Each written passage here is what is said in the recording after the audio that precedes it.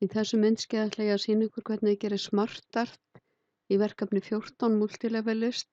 Þetta er síða 3 í verkefninu og á blaðsíðu C18 í kennslubókinni. Ég fer í Insert og Smartart. Hérna ætla ég að velja Cycle og það er þetta útlit hér og OK.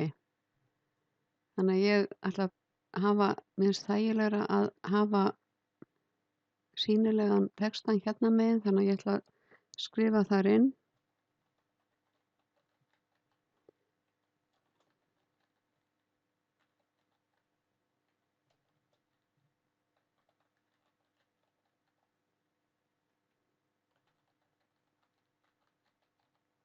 Og hér er einum reit of mikið, þannig að ég ýti bara á delete og þá fæ ég upp 4.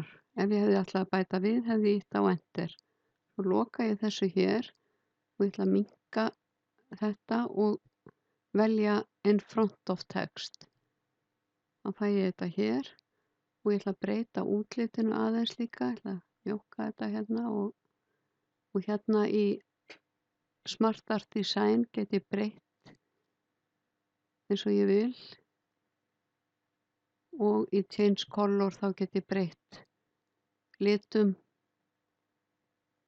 og þið megi velja bara hvað sem er.